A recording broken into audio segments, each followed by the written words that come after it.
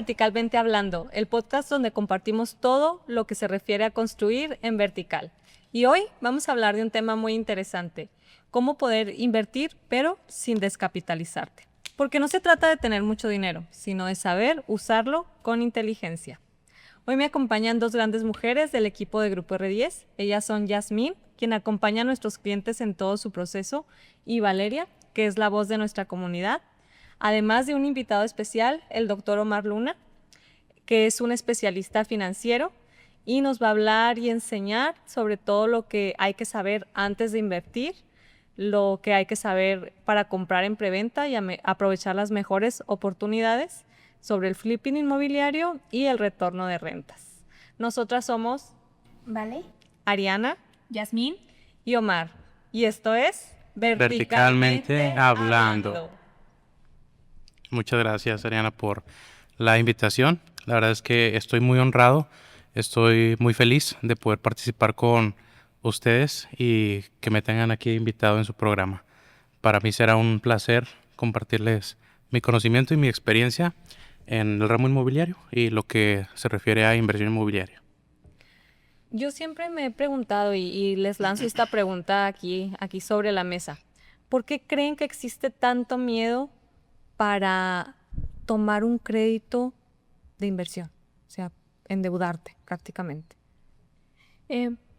Bueno, nosotros sabemos la respuesta, pero me gustaría que Omar nos platicara un poquito, porque bueno, a nosotros siempre nos escuchan mucho hablar, entonces darle la oportunidad a Omar de que nos platique él desde su perspectiva.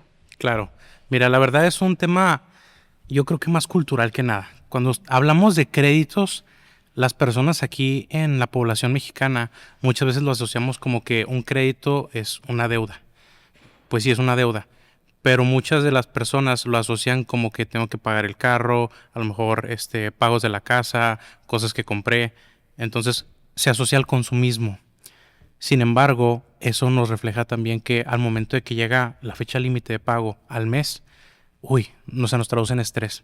Entonces yo creo que esa manera en la que el mexicano o la persona por promedio ve este tipo de situaciones con los créditos o las deudas es meramente por eso, porque lo asocian con momentos de estrés. Si nosotros tuviéramos una adecuada educación financiera y viéramos que ese tipo de créditos no solo son para consumismo, para generar deuda, podríamos ver que se podría traducir en utilizarlo como una herramienta, ¿verdad? Entonces esas herramientas a final de cuentas nos permitirían generar activos, y esos activos, el punto de invertir en un activo o generar un crédito o una deuda con un activo es que te facilite a un corto, mediano o largo plazo pagar esa misma deuda, y después de que se liquide la deuda, que te genere a ti un ingreso fijo, ¿verdad?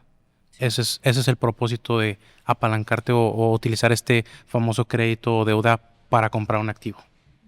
Sí, es que yo creo que aquí todos hemos escuchado esa frase de que no me gusta deber, ahí se va, aunque lo saquen a crédito al mes siguiente ahí están liquidando por ese miedo famoso de que lo estás utilizando mal. De que en lugar de utilizarlo como una herramienta que te apalanque, lo estás utilizando como un endeudamiento que te limite. Es correcto. Y sí, como comentaba Omar, viene mucho de esta creencia, ¿no? De esta cultura que se nos ha ido pasando de generación en generación, lejos de diferenciar lo que es un crédito, una deuda, de un apalancamiento financiero, ¿no? Como bien mencionabas ahorita la palabra. Fíjate que hay un libro muy conocido que yo creo que aquí todos los hemos mencionado, es así como que el de cajón en todos los podcasts que hablan de educación financiera, y la verdad es muy bueno. Se llama Padre Rico, Padre Pobre. Entonces, sí, un clásico. Ese libro, su frase, en lo que centra todo el trama, es precisamente en la frase que dice... Ay, se me fue. Hablando. Sí, hablando de eso. No puede ser. también la tengo en la punta de la lengua. Lo tenía así y en cuanto lo pronuncié, sí, se los dije ahorita. No, es que... Haz que el dinero trabaje para ti, no trabajes tú por el dinero. Entonces, es muchas personas que lo han leído, se les queda esa gran interrogante, ok, ya lo leí, lo entendí, pero ahora ¿cómo lo aplico? O sea, ¿cómo lo hago realidad? ¿Cómo puedo hacer efectiva la frase de poner a trabajar el dinero para mí? Sí, en lugar de la carrera de la rata, o sea, yo estar trabajando por el dinero. de vivir para trabajar. Ujú. Sí, muchas personas piensan únicamente en, no sé, invertir en bolsa, criptos, pero no ven una deuda como una herramienta. ¿Ustedes cómo creen que se transforma un caso práctico, a ver, de cómo un crédito se puede convertir en una herramienta? Fíjate, eso es algo muy padre lo que acabas de preguntar, Jazz. Mira, yo creo que la población tiene la idea, a lo mejor, no puedo decir equivocada, o a lo mejor más bien desinformada, de que creen que para poder invertir en un bien raíz o en cualquier cosa que involucre bienes raíces, se necesita tener forzosamente una cantidad exagerada de ahorros, ¿no? O de dinero líquido. Y no es eso. O sea, llevando este tema a lo que estamos platicando de la deuda y los créditos, es muy factible que una persona, haciendo una buena planeación, una buena estrategia, con un capital a lo mejor no tan, vaya, abrumador, digamos, ni siquiera llegamos al millón, digamos, pero que trae un cierto ingreso fijo, que trae una capacidad de pago más o menos por ahí estable, puede adquirir una propiedad, a lo mejor con un financiamiento. Puede ser un financiamiento tradicional, que es lo que utilizan como créditos hipotecarios, etcétera, o puede ser directamente con alguna desarrolladora. Entonces, es ahí cuando tú utilizas dinero que no tienes, lo que bien decíamos ahorita, un crédito, para hacer ese apalancamiento, ¿verdad? Donde normalmente pagas un enganche y a lo mejor el proyecto puede traer unas mensualidades a un N número de plazo, meses o años, y eso te permite a ti ir pagando ese crédito o ese bien raíz para que a futuro genere una plusvalía y todavía, si lo quieres más a largo plazo, pues rentas, ¿no? Sí, claro. Entonces, con una estrategia bien diseñada y una asesoría, claro, profesional, puedes adquirir un bien raíz que se acomode a un plan de pagos que tú tengas como capacidad, ¿verdad? Como que se acomode a tu flujo de efectivo mensual o anual, ¿verdad? Y eso te va a permitir repetir la operación 2, 3 años y a los 8, 10 años hacerte con propiedades que tú no sabías que podías hacerlo con tu capacidad de flujo o de pago que tienes normalmente. Y dices, voy a tener que ahorrar 15, 20 años para poder comprarme verdaderamente, mi primer depa o mi primer, propiedad. Entonces, no, haciendo una buena estrategia, puedes hacerlo y repetirlo, ¿verdad? Ujú. Sí, concretamente aquí en Grupo R10 tenemos un financiamiento de hasta 84 mensualidades sin intereses. Es tu misma mensualidad durante los 7 años. Entonces, esto se convierte en una muy buena estrategia de lo que Omar nos comenta. Yo quiero platicar o lanzar la pregunta, de quien guste empezar a contestarla. ¿Qué nos diferencia a Grupo R10 frente a otro crédito hipotecario tradicional? Digo, ya lo contesté, que es esta mensualidad sin interés, pero un poquito más desarrollado. Ok, bueno, pues yo me voy a robar la palabra, mucho. Adelante. La verdad, a mí me gusta mucho hablar de este tema financiero, porque son muchas variables que hay que contemplar. Y lo mismo pasa cuando tienes que tomar una buena decisión. Hay que comparar, ¿sí? Hay muchas decisiones, muchas cartas en la mesa y tienes que elegir cuál es la mejor. Entonces, cuando tú pones a comparar este tipo de estrategias que son financiamientos directos a un plazo largo, que mencionabas ahorita, por ejemplo, con ustedes, que es Grupo Reyes, 84 meses, eso es equivalente a 7 años. Estamos hablando de que es casi el tiempo que te puede dar una hipoteca, ¿verdad? Pero mencionaste algo muy clave, el concepto que mencionaste de sin intereses. Y yo creo que es el principal diferenciador. Cuando tú haces una inversión en bienes raíces y tienes la oportunidad de invertir en una preventa o invertir a lo mejor en una entrega inmediata, pero a un plazo sin intereses, eso es un game changer, ¿no? Es un cambiador de juego completamente. Cuando tú te apalancas del crédito del banco, tradicionalmente lo que hace el banco es cobrarte cuotas de apertura, cobrarte seguros, cobrarte intereses y lo sacas, digamos, a 15, 20 años, 25 años, ¿verdad? En algunas ocasiones. Y lo que va a pasar es que tú vas a terminar pagando un precio totalmente distinto al precio de la propiedad que tú querías pagar originalmente. Sí. Vamos a ponerlo en términos aquí que conocemos. Un departamento, llamémoslo un departamento de 3 millones, 3 millones y medio.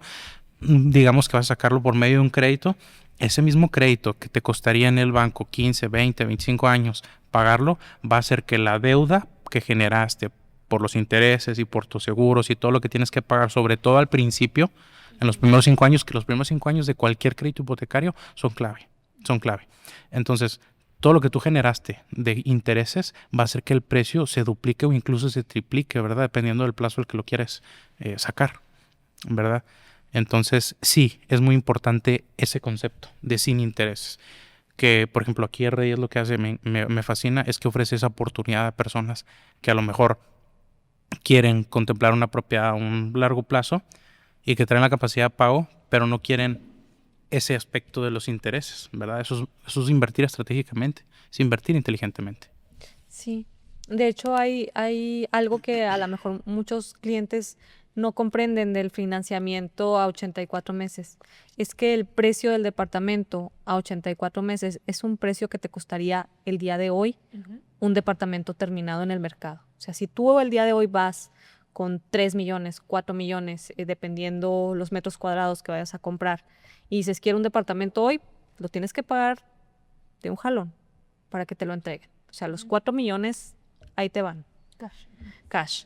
Pero aquí con R10 das un 10% de enganche y te llevas ese mismo precio del valor de hoy, lo difieres a 7 años al futuro. Y también una parte, perdón, te interrumpí. Una parte que a mí me parece súper importante como apalancamiento es que a lo mejor el departamento que tú quieres cuesta 5 millones. Ok. Tienes la opción de pagar los 5 millones o de aprovechar esta estrategia financiera, este apalancamiento, das tu 10% y ese resto que te queda, digamos, das 1 millón, los otros 4 millones lo metes en otro instrumento financiero que te genere cierta rentabilidad, no te descapitalizas y sigues generando un rendimiento con este flujo, esta cantidad, sin necesidad de tenerlo que dar todo. Y ahí es donde entra poner el dinero a trabajar para ti. Es correcto. Sí, claro. Y también otra cosa que precisamente el financiamiento que me gusta mucho es el tema de la plusvalía. Que mientras vas pagando vas aumentando la plusvalía y el valor del departamento pues con el tiempo va a ser mucho mayor. Y precisamente ahora yo quiero lanzar una pregunta. ¿Por qué considerar importante aprovechar preventas de precisamente desarrolladores que cuentan con financiamientos internos? ¿Cuál es la ventaja? Pues mira, es lo que platicamos también, ¿no? Aprovechar cuando una preventa te ofrece un financiamiento tan atractivo. Yo creo que es lo que marca la diferencia entre si vas a generar un buen retorno de tu inversión o si vas a generar una mala inversión. Entonces, cuando nosotros evaluamos un proyecto, una inversión, digamos, en un bien raíz, en un departamento o en lo que sea, nosotros tenemos que contemplar múltiples variables. ¿Qué tanto se me va a rentar? ¿En cuánto lo voy a rentar? ¿Qué ubicación voy a tener? ¿Qué es lo que yo ofrezco de diferenciador en mi producto? Que en este caso, pues nuestro departamento, por decir amenidades, por decir seguridad, etcétera, que la competencia no ofrece de la zona. Entonces, todas esas variables que se contemplan son lo que va a determinar mucho, en parte, la plusvalía y algo que se conoce dentro del ramo inmobiliario, que es la tasa de ocupación. Que la tasa de ocupación lo que te va a traducir básicamente es qué tanto va a estar rentado tu departamento en porcentaje representado en un tiempo determinado, por ejemplo, en un año. Entonces es muy importante porque si traes un buen proyecto y lo apalancas de un financiamiento largo y luego, por ejemplo, ustedes, ¿verdad? El Grupo Reyes, que al momento de que terminan el proyecto, el cliente, aunque todavía tenga financiamiento pendiente, puede utilizarlo. Él se puede apalancar de eso, ponerlo a la renta y amortizar lo que está pagando. Ahora, eso es muy importante porque, por ejemplo, tú compras un departamento el día de hoy que te va a costar 3 millones, ¿no? En el precio que manejan de ahorita de preventa. Pero es el precio ahorita, es sobre un proyecto en preventa. Al momento de que se entregue, llámese 2, 3 años, ese precio va a ser muy distinto, completamente distinto, porque va a adquirir todo lo que es la plusvalía de la construcción, todo lo que es la plusvalía del avance de obra. Y cuando se entregue, pues ya es un precio completamente distinto. Pero tú lo compraste a ese precio, tu financiamiento va sobre ese precio y como no trae intereses, ya sabes tú exactamente cuánto vas a pagar mensual y cuánto va a ser lo que vas a tener que pagar en total en esos 7 años. Entonces tú fácilmente con eso puedes hacer una buena proyección financiera y decir, ok, yo estoy estimando más o menos estos flujos de caja que me va a entrar de dinero para poder amortizar la renta que yo ahorita estoy dando y a futuro que el departamento me genere ese activo, ¿no? Esa entrada o ese flujo de efectivo suficiente para que yo pueda estar pagando el departamento sin descapitalizarme. Exacto. Y ay, perdón. No, adelante, adelante. Y algo que me mencionaste muy oportunamente ahorita, llegan personas que sí, se puede. Traigo los 3 millones en la bolsa y pues los puedo dar, no hay problema. A lo mejor traigo un negocio que me genera un buen capital y no me cuesta desembolsar los 3 millones. Pero estratégicamente, como inversión o financieramente, híjole, voy a meter un gol aquí, pero yo sugiero que no metan todo de cajón. Y llegan clientes y aferrados y dicen, oye, Omar, ¿qué onda? Mira, yo traigo esto y quiero pagar en contado, en cash. Pues sí, mira, te puedo conseguir un descuento y todo lo que tú quieras. Si puede, claro, lo que sea. Pero financieramente, y les pongo números. Vamos a hacer el análisis. Vamos a hacer el análisis de tus 3 millones, metiéndolos de contado. Cómo vas a generar el rendimiento, la plusvalía, todo eso a un tiempo determinado. Pero vamos a hacer la misma operación con el financiamiento que manejamos, por ejemplo, aquí. Entonces, hacemos la misma operación, pero con el financiamiento. Y no te descapitalices. Y es como lo dijiste tú, bien, ya me fascinó, me encantó. Ese dinero lo pones en otro instrumento, diversificas, que es otra de las reglas principales dentro del ramo de las finanzas, ¿verdad? Diversificar, no poner todos los huevos en la misma canasta. Entonces, al momento de que haces esa diversificación y ya estás generando un flujo continuo por un ingreso en, no sé, en un instrumento de renta fija, en CETES, en UDIBonos, en lo que tú quieras, en SOFIPOS, y eso te ayuda a pagar también el financiamiento, ya es otra buena estrategia, ¿verdad? Porque ya te está generando este otro activo, dinero para poder pagar este otro activo que tú también estás financiando. Sí. Entonces es una excelente estrategia y con esos 3 millones ya no solo tienes un activo, ¿verdad? Que pudiste generar y comprar de contado y que ya te libraste de una deuda que aparentemente bajo creencias puede ser mala, pero no, usaste una deuda sana porque planeaste y usaste una estrategia, ¿verdad? Entonces sí son herramientas muy padres, muy, muy padres. Y creo que me desvié mucho de la pregunta. No, o sea, la pregunta es base, pero de ahí van saliendo otros cuestionamientos. Algo muy importante en la preventa también para el cliente es que congela el precio. O sea, va a encontrar el precio más bajo, esa lista cero de ese proyecto, que se va a ir incrementando conforme vayan las etapas constructivas. Y eso es muy importante, porque a ese momento el cliente cuando compra la unidad o decide invertir en ese proyecto, encuentra también los mejores financiamientos. Es por eso que el valor tan importante de comprar en preventa, porque vas a tener el mayor beneficio que cualquier otra persona que compre en otra etapa de ese mismo proyecto. Sí, yo quiero otra vez interrumpirte porque mencionas algo que tú haces con tus clientes, ¿no? Que llegan y les empiezas a mostrar números. También les quiero platicar a quienes todavía no nos conocen bien. Nosotros manejamos, dependiendo del proyecto, hasta 4 esquemas de financiamiento diferentes. 84, 72, 36 y 12 meses. Bueno, llega un cliente, no quiero dar los 3 millones. Bueno, mediante contrato, vámonos a cierto plazo vámonos a los 84 meses, pero pones a trabajar tus 3 millones un año. Y si lo liquidas para el año, se te va a respetar ese descuento. Entonces, hay muchas maneras de que puedas jugar con el dinero para tú beneficiarte. Entonces, sí. Y hay personas también que piensan que el financiamiento es más conveniente llevarlo con un banco. Sí. No porque es más confiable, porque etcétera, porque me va a quedar la mensualidad más cómoda, o porque tienen un crédito que el banco les quiere otorgar y piensan que es lo mejor. Entonces, hay simuladores en varios de los bancos, un simulador hipotecario, y a mí me gusta en lo personal mucho hacer ese ejercicio, porque ya no hablo yo, hablan los números, y los números no mienten. Entonces, en el simulador, y me gusta, y lo hago intencionalmente, para que el cliente se dé cuenta por sí mismo.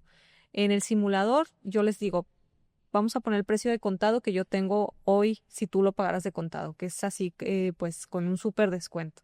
En el simulador ponemos el precio de contado Y en la tabla de amortización del financiamiento de Grupo R10 ponemos el precio de 84 meses, que es el mayor precio que nosotros tenemos tabulado. Entonces, al finalizar las dos tablas de amortización, la de Grupo R10 y la de cualquier banco, el cliente se lleva la sorpresa que el total del crédito resultó siendo casi 3 veces lo que costaba su departamento. O sea, que si hubiera podido comprar 3 departamentos, pero no solo en precio de contado, en precio del financiamiento. Se me salió. Sí, no.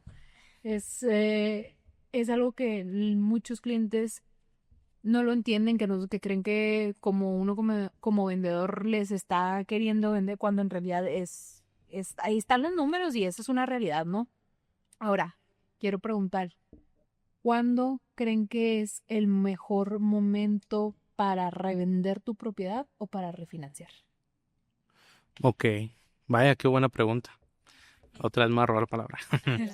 Pues miren, yo considero momentos oportunos, 3 momentos clave, para que tú decidas si tu jugada va a ser vender o rentar. Eso es lo primero que tienes que definir. Es algo con lo que ya deberías de venir. Claro, O que se te debe de instruir ya bien, ¿no? claro. ¿Quieres hacer con... O es parte de ustedes como asesores informar al cliente de qué es lo que más le conviene.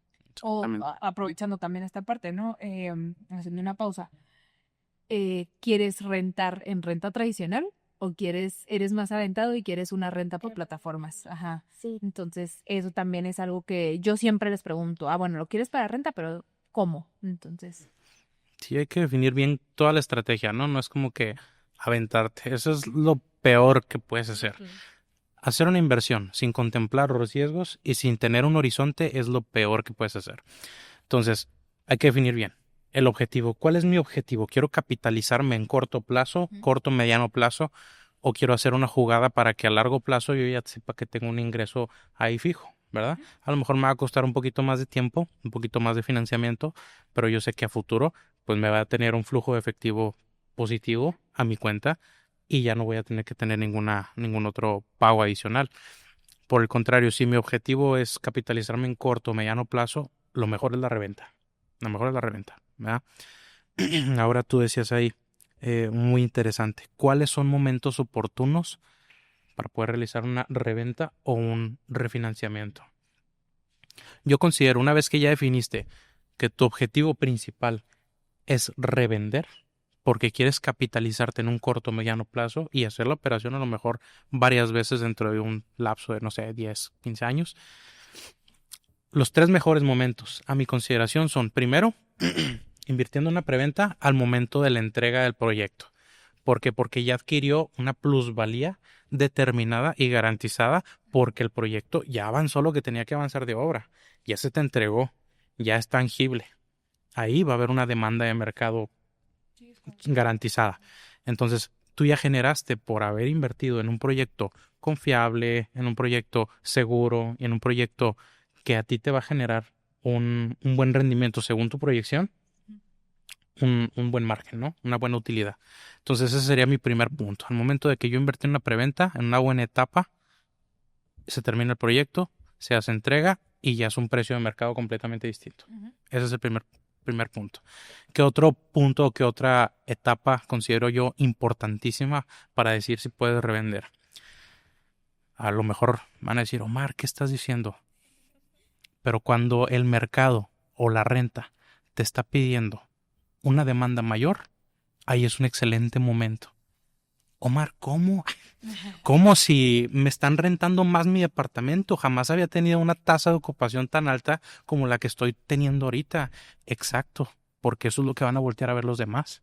Y van a decir, ese proyecto algo tiene. Ese proyecto tiene demanda. Entonces, la gente inmediatamente asocia eso con que es un buen momento o que es una buena oportunidad.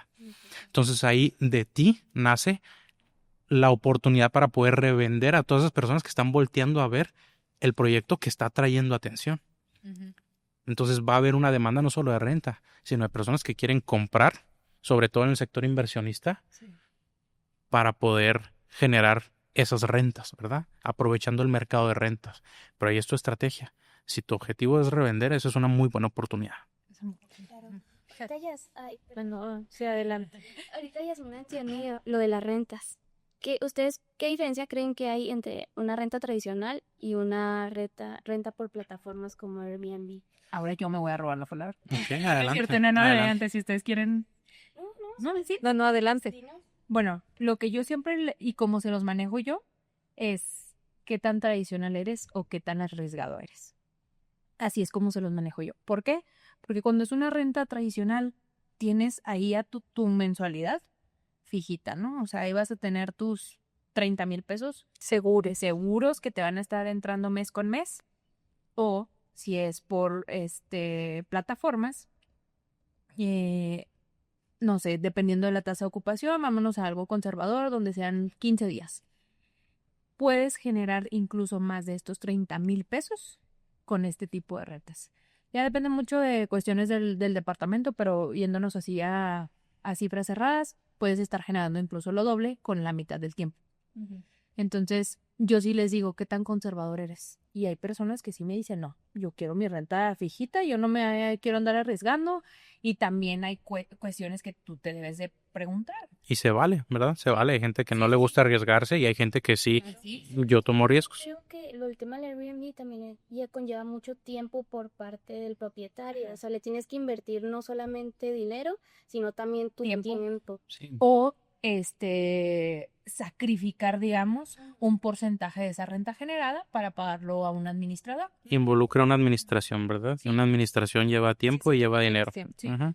Ahorita que hablan precisamente de que hay personas conservadoras y personas más arriesgadas, también funciona para el momento del flipping, precisamente. Pero- Las personas que compraron en preventa hacen flipping cuando el proyecto está terminado. Y ahí entran esas personas conservadoras que quieren ver algo terminado para poder comprar.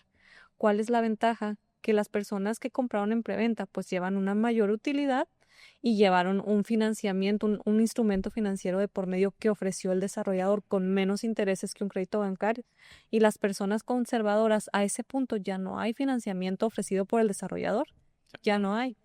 Ya tienen que únicamente con crédito bancario. Banco. Nosotros, fíjate, todavía en el financiamiento de Grupo R10 damos esa posibilidad a la persona que hace flipping al comprar con nosotros en preventa, porque el mismo financiamiento que ellos se llevaron lo pueden conservar y ofrecer A otro cliente. a otro cliente. Es decir, que si al momento de la entrega de la unidad ellos han pagado 20 mensualidades y les quedan 64 pendientes, el cliente nuevo que llegue le paga sus 20 mensualidades más la utilidad al primer comprador y sigue pagando con nosotros 64 mensualidades. Sí. Pero Se transfiere. preguntar bien por si hay alguien que nos está escuchando o viendo, ¿qué es el flipping? Así. Bueno. Ok. Y tú El explicabas experto. El experto. Bueno, Para que lo tengan bien definido. claro, el flipping es un concepto que, fíjense, ahorita ha tomado mucha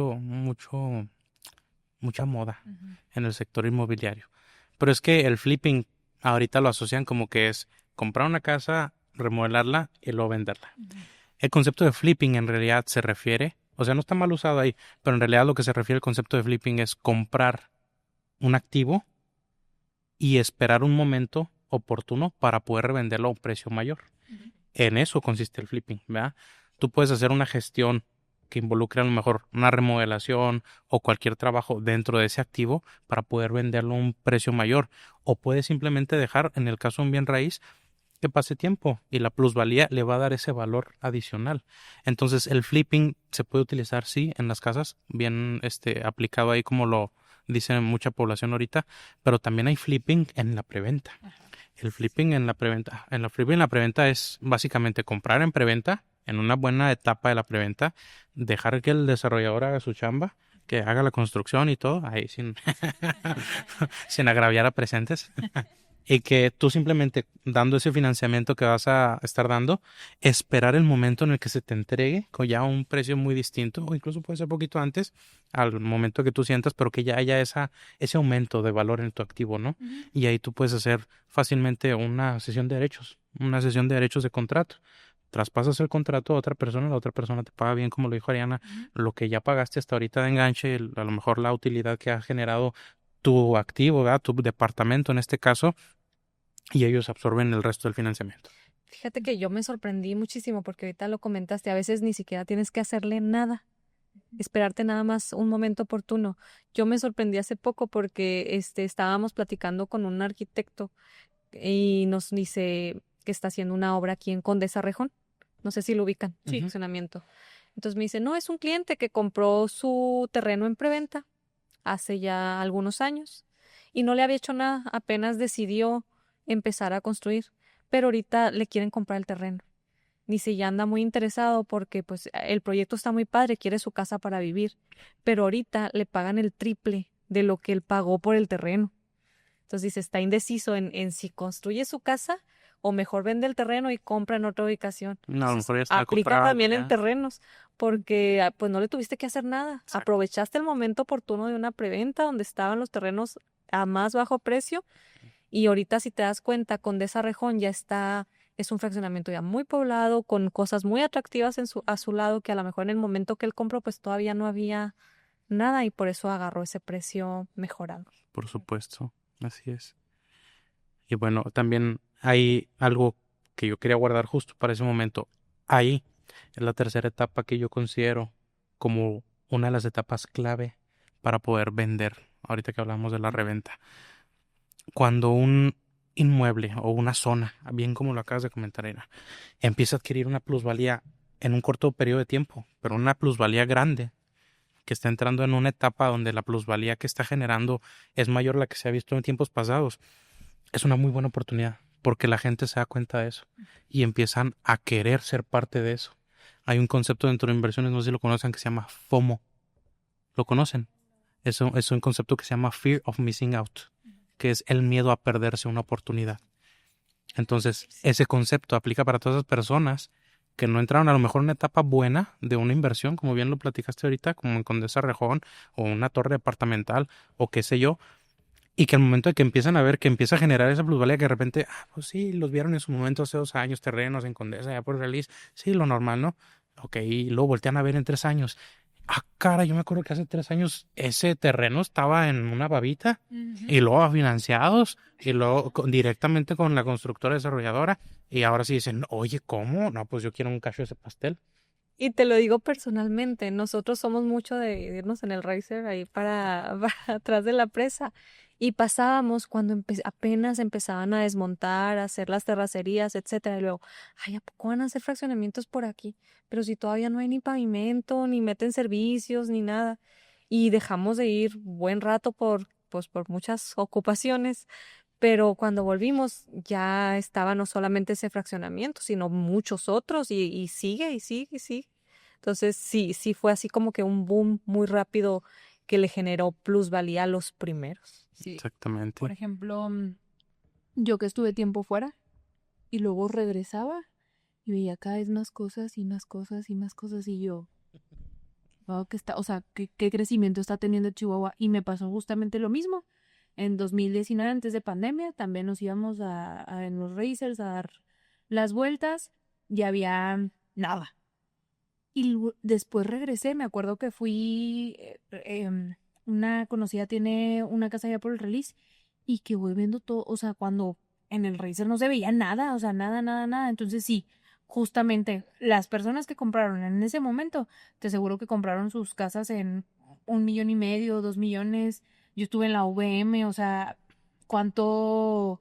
No había nada ya. Ahorita ya las casas están arriba de 3 millones. Entonces, ya no nos tocó una rebanada de ese pastel. Ujú. O sea, Pero fíjate que ahí entra también algo muy interesante, el retorno por rentas. Del retorno que te va a dar una casa de cierto valor, 3 millones, a un departamento de 3 millones. ¿Cuál es la diferencia? Si nos pudieras platicar un poquito de eso, Mar. Fíjate, es muy curioso porque la gente ahorita, sobre todo aquí en ciudades que todavía no están muy metropolizadas, ¿no? Ciudades que todavía no tienen un crecimiento vertical tan grande, pero que ya están en vías de tenerlo. Chihuahua es un ejemplo bien claro. Aquí el chihuahuita promedio es de que yo casa. yo casa porque quiero jardín y quiero esto y quiero lo otro, ¿no? Me ha tocado con muchos clientes y con muchas personas. Pero honestamente, cuando llega una persona queriendo ver algo tangible en números, yo fácilmente puedo decir con la mano amarrada en la cintura, oye, pon a comparar una propiedad, una casita del mismo precio que un departamento y te lo va a rentar con una tasa de ocupación mayor el departamento e incluso a un precio mayor.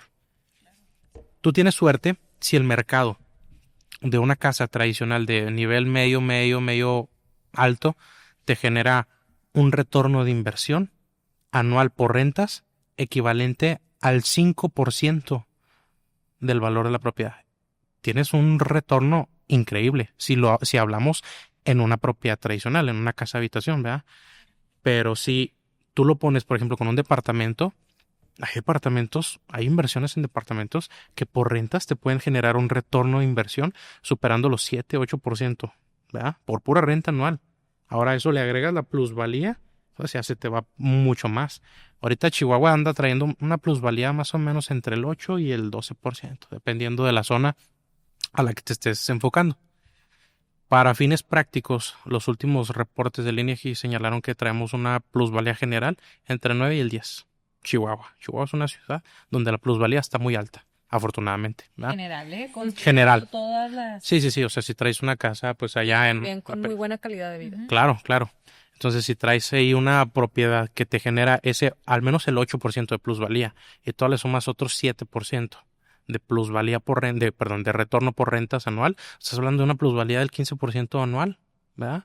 Entonces, pocos instrumentos pueden competir con esos, y pocos instrumentos que sean tan seguros, porque un bien raíz es de mis instrumentos favoritos. Si hablamos de comparar instrumentos, los podemos dividir en dos grandes categorías, que son instrumentos de renta fija e instrumentos de renta variable. ¿Sí? Instrumentos de renta fija es lo tradicional, lo que todos conocen como CETES, UDIBONOS, pagares bancarios, todo eso, ¿verdad? Y las SOFIPOS, ¿no? Tradicionales que se pusieron muy de moda hace un par de años cuando empezó el tema de la pandemia y eso. Entonces, los instrumentos de renta variable, estamos hablando de Bolsa Mexicana de Valores, ETF, SIC, que son inversiones en bolsa pero extranjera, ¿verdad? En empresas extranjeras.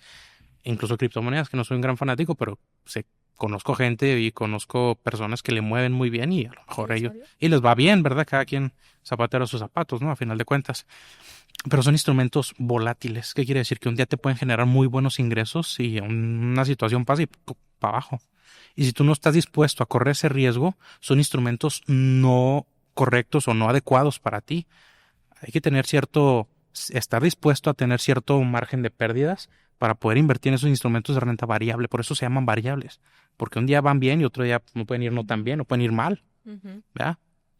Entonces los bienes raíces es un activo que yo no lo puedo englobar si bien como un activo de renta variable, pese a que la rentabilidad por rentas cada año es diferente, pese a que de un plazo de un año a otro puede cambiar un poquito ligeramente la plusvalía, no puede haber cambios tan bruscos. En condiciones óptimas de mercado, claro. Pero tampoco es un instrumento que tenga pérdidas. Nunca vas a tener pérdidas. Y Sí. perdón que te interrumpa, Claro. pero ahorita que mencionaste la pandemia me vino a la mente. Yo creo que la pandemia hizo como que un corte en la historia de un antes y un después. Entonces, en la pandemia aprendimos muchísimas cosas y una de ellas fue que cuando se vino la pandemia y nos mandaron a cuarentena, ¿a dónde nos mandaron? A casita.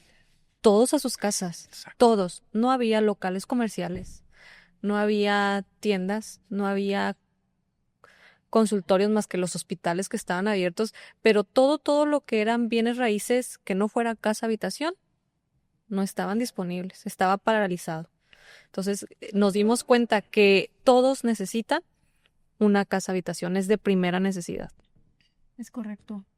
Ahora voy a cambiar un poquito del tema, regresando a lo que hablábamos de las rentas, porque me quedó algo resonando mucho. El links de los últimos departamentos que se llegaron a vender fueron en 1.800.000. Los primeros. Los primeros, en 1.800.000.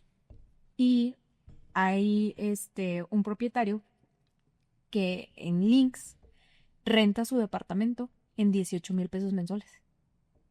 Entonces, si fue desconozco si fue de esos privilegiados, pero si sí lo fue, O sea, está ganándose el 1% de su inversión de manera mensual.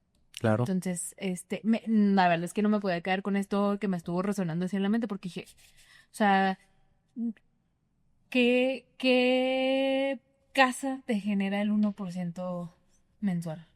Tienen que ser casas excepcionalmente buenas de oportunidad, ¿verdad? Que las adquieras a un precio muy bueno de mercado, a lo mejor en preventa, en de las etapas primeras de preventa, en un fraccionamiento que después adquiera una plusvalía increíble, y para que pase eso tiene que haber un crecimiento de la mancha urbana que esté alrededor de ese fraccionamiento, ¿verdad? Que movilice escuelas, que haya hospitales, clínicas, vaya, establecimientos de interés. Entonces involucra algo más global. Con las torres es diferente. Con las torres, ustedes, los desarrolladores, ya tienen la posibilidad de saber dónde es una buena zona de mancha urbana, atacar esa zona y ya tienes una vivienda bien posicionada, porque ya la viste. Pero un fraccionamiento para que lo agarres en condiciones óptimas y puedas prever eso a futuro, está difícil. Tienes que ser muy bueno, muy, muy bueno. Puede haber casos, pero tienes que tener esa consideración de la expansión de la mancha urbana alrededor del fraccionamiento bien acertada para que te pueda llegar a generar esos rendimientos. Si no, estás muy, muy, muy privilegiado si te llega a otorgar el 5%. Ahora, ¿qué errores crees que cometen? Ya nos mencionaste ahorita algunos, perdón. Pero ¿qué errores crees que cometen las personas al invertir? El primer error es que no saben cómo quieren invertir, ¿no? No saben para qué quieren hacer con eso. Güey, sí, no saben, o sea, de verdad, si no haces las cosas con un plan, con un objetivo en la mente, no importa que también las ejecutes, nunca vas a llegar a ello porque no tienes un objetivo. Me gustó mucho la frase que estás usando, un horizonte. Exacto. O sea, si yo puedo decir, pues voy por una carretera manejando muy bien y todo, pero si no sé a dónde quiero llegar, jamás voy a llegar, ¿verdad? Entonces, por mejor conductor que yo sea, jamás voy a llegar. Entonces, lo primero es tener un objetivo en la mente. Una vez que llegaste a ese objetivo, el primer error que puedes cometer, ya teniendo el objetivo, es hacer una operación con esto y no con esto.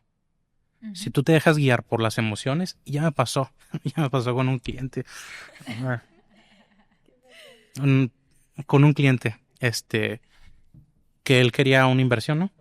Entonces, claro, tuvimos una cita, se presentó el proyecto, todo, bla, bla, bla. Ese quiero, pum, soltó, ¿verdad? El apartado.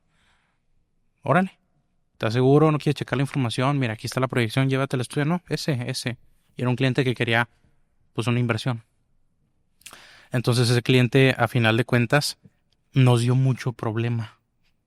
Ni siquiera leyó llegamos a la firma del contrato y ni siquiera leyó bien los términos del contrato. Justamente el capítulo pasado hablábamos de los que no leen los contratos. Exacto. Sí. Entonces no leen bien los términos. ¿Cómo puedes hacer una operación de una suma de dinero grande así? O sea, ¿cómo? ¿Verdad? Entonces, eso es el primer error. Entonces, ¿qué pasó con ese cliente? Ese cliente después dijo, oye, ¿sabes qué? Pues no, ya hice mis números y todo y resulta que no va a poder. Ok, está bien. Entonces, pasaron cosas y se platicó, se llegó a puntos de equilibrio con ese cliente y ahorita está bien. Pero todo lo que pasó dentro de ese inter se pudo haber evitado. Se pudo haber evitado. Entonces, parte del rol como un asesor es aterrizar al cliente. Eso es muy importante. A nosotros nos pasa mucho y lo mencionábamos en capítulos pasados de la venta por emoción y que se nos relaciona mucho a nosotros como mujeres, ¿no? Que vendemos la emoción y todo. Pero a mí sí me gusta esta parte del asesoramiento de qué quieres, para qué lo quieres, o sea, no nada más es el depa más bonito y lo que es innovador, o sea, se acomoda a tu presupuesto, no te estás ahorcando, Exacto. ya sabes en cuánto plazo se va a entregar el proyecto, o sea, todo este conocimiento previo que debes de tener del proyecto y de lo que estás comprando. Y se trata de no solamente vender, sino de crear una relación sana entre cliente y pues el vendedor, o sea, porque si no te vas a llevar un problema. Exacto. Claro. Y a mí en lo personal me molesta mucho, la verdad sí me molesta mucho que nosotros mandamos borradores del contrato. Incluso hay asesores muy puntuales que inmediatamente recopilan la información del cliente y la mandan al día siguiente del apartado y nosotros preparamos el borrador y tienen casi un mes para leer ese contrato, tanto el asesor como el cliente. Pero hay ocasiones que ninguno de los dos lo lee, ni el cliente ni el asesor. Y llegan a la firma del contrato y como dice Omar, el cliente es súper emocionado, no, sí, yo firmo, ¿dónde? Y le firman. Y no leyeron el contrato, no leyeron. Nosotros sí somos muy cuidadosos porque implica una responsabilidad. Si le señalamos a menos los puntos importantes, revise sus datos generales que vayan correctos y el acuerdo de compra que se hizo, del plazo, precio y mensualidad. O sea, y luego ya, si no quiere leer todo lo demás, pues no lo puedes obligar, pero pues él firma bien emocionado. Y después, oiga, pero quién sabe qué, oigan, yo no supe, a mí nadie me dijo. Pues si ahí está el contrato, o sea, ¿cómo es posible que digas que no te dijeron si tuviste un mes para revisar el contrato? Estuvimos sentados 2 horas para que lo firmaras y aún así no se revisó. Y yo sí me molesto con el asesor sobre todo porque pues es obligación del asesor por lo menos platicarle al cliente qué dice el contrato si él no quiere leerlo, ¿verdad? Sí, a mí me pasa también que yo sí, a mí sí me gusta explicarles. ¿Ya viste esto? ¿Ya viste esto? ¿Ya Sí, viste te esto? creo.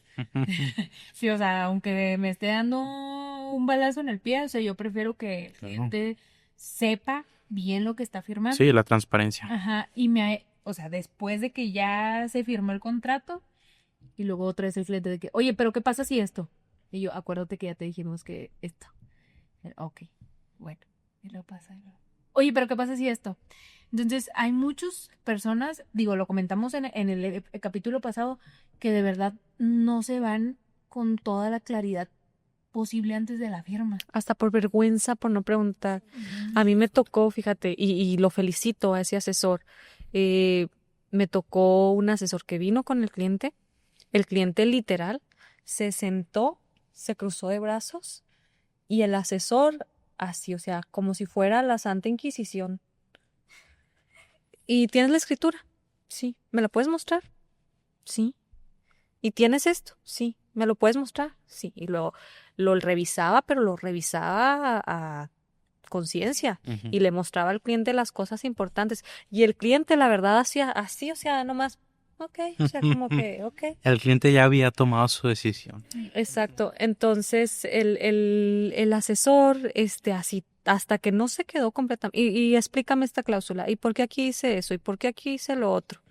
Entonces, a mí, lejos de molestarme, que me estuviera cuestionando y preguntando y haciéndome a veces hasta dudar de cláusulas del contrato, cuando se terminó, que el cliente súper contento, se cerró la firma y todo, yo dije, para mí, y se lo dije a mi equipo y todo, les dije, este cliente jamás va a dejar ese asesor. O sea, jamás. Siempre en una futura operación, al primero que le va a hablar, va a ser a él. Sí, pues se crea una relación ya ahí ya. ¿Y vas a decir algo, Valeria? No, precisamente sobre eso, o sea, de que se construye una relación basada en lo bien que asesores a tu cliente.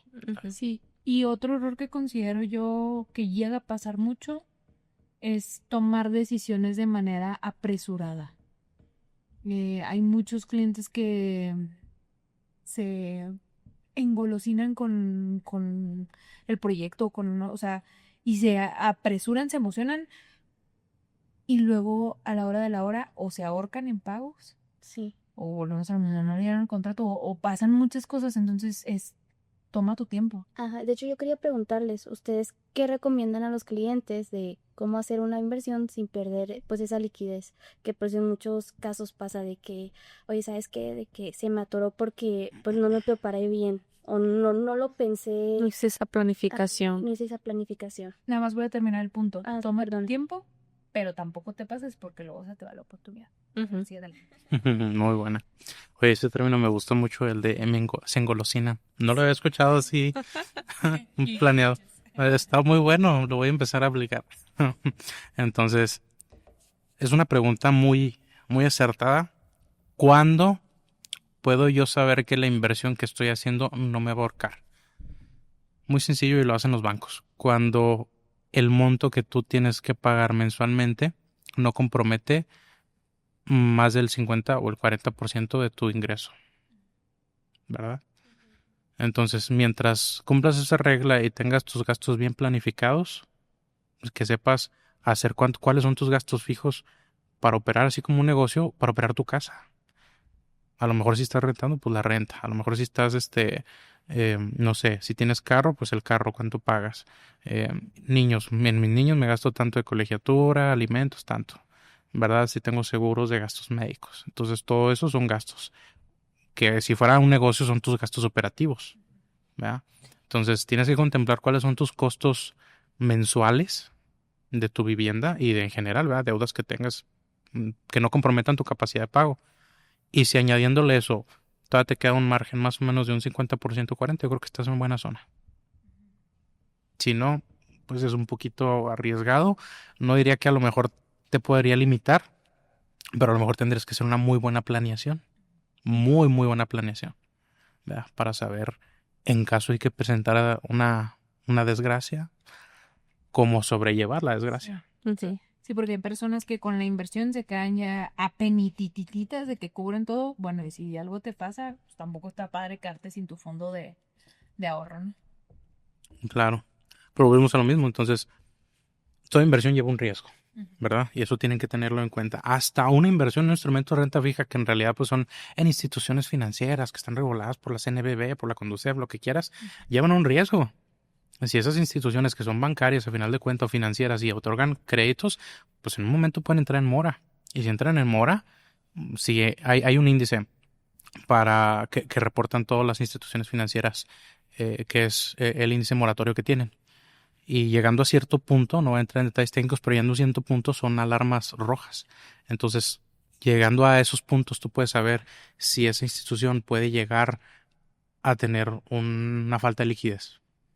Y si llega esa falta de liquidez, pues ya intervienen los órganos como la CNBV, la Conducef, a decir, a ver, párame todas las operaciones y yo voy a encargarme de aquí, a partir de aquí, para que pues las personas no tengan las pérdidas que pueden tener. Por ejemplo, una Sofipo te cubre un monto máximo ahorita de unos 200 y cacho mil pesos, ¿no? Entonces, si tú tienes un monto invertido mayor a eso y la institución llega a valer quesito, pues claro que vas a perder lo que no te cubre ese seguro Prosofipo que se llama, ¿verdad? Y eso es con muchas instituciones financieras. Entonces, hasta esas tienen riesgo. Toda inversión lleva un riesgo. Así es. Es correcto. Ahí recuerden que hay riesgos moderados, riesgos bajos y riesgos intensos. La clave es en saber cómo mitigar esos riesgos. Exactamente. Invertir no se trata de suerte, sino de estrategia. Y aquí en Grupo R10 creemos que el financiamiento no es un obstáculo, sino es una herramienta para construir tu patrimonio. Muchísimas gracias, Omar, por todo tu conocimiento, por este episodio, por esta tarde que la pasamos muy bien platicando. Y pues te esperamos, ojalá y nos vuelvas a acompañar. Claro, yo muy encantado. Muchas gracias por la invitación y espero poder seguir viniendo a compartirles pues un poco de la experiencia, ¿no? Y que podamos dialogar y ayudar a las personas, al final de cuentas, a que puedan tener unas excelentes oportunidades. Gracias. ¿Dónde te pueden encontrar en redes si quieren una asesoría? Porque es especialista tú y tu equipo. Claramente que les mandamos también un gran saludo a todo el equipo, que nos cae súper bien. Pero ¿en dónde los pueden encontrar a los especialistas? Claro, en redes sociales. En inversiones en redes sociales. Claro, nuestra página es lunaespecialistas.com. Ahí ya está nuestra página principal. Ahí pueden tener contacto con nosotros a través de los canales que se ofrecen ahí. Y en Instagram nos pueden encontrar como Luna-especialistas. Muy bien, igual lo ponemos aquí en el videíto para que puedan buscarlos. Y pues muchas gracias por acompañarnos. Gracias Yasmín y Valeria por mostrar ese lado humano de experiencias con nuestros clientes. Y pues esto fue Verticalmente Hablando.